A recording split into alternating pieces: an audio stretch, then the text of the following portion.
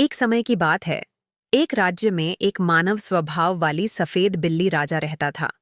उसकी एक अत्यंत सुंदर सफेद बिल्ली राजकुमारी थी।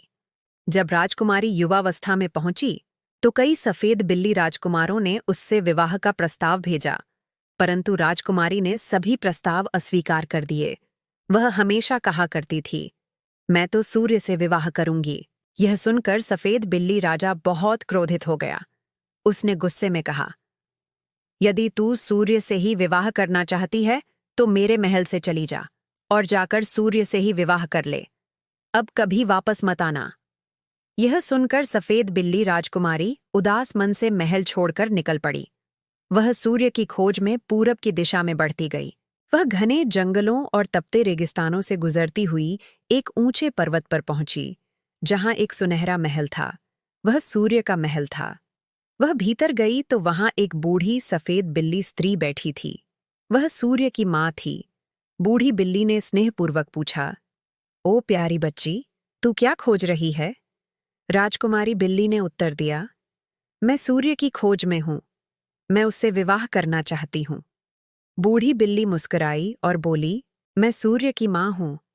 मैं तुझे उसकी दुल्हन बना दूंगी, पर याद रखना, कभी भी उसकी आंखों में सीधे मत देखना।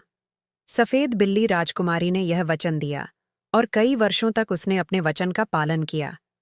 पर समय के साथ उसके मन में जिज्ञासा उत्पन्न हुई। एक दिन उसने एक बूढ़ी सफेद बिल्ली दासी से पूछा, तुमने मुझे सूर्य की आंखों में देखने से क्यों रोका था? मैं केवल एक बार उसे देखना चाहती हूं। दासी ने कोमल स्वर में कहा, मैं तेरी भावना समझ सकती हूं।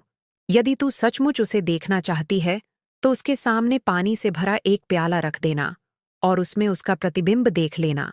पर याद रखना, अधिक देर मत देखना, यह तेरे लिए हानिकारक हो सकता है। संध्या के समय जब सूर्य लौटा, सफेद बिल्ली राजकुमारी ने उसके सामने पानी का प्याला रखा।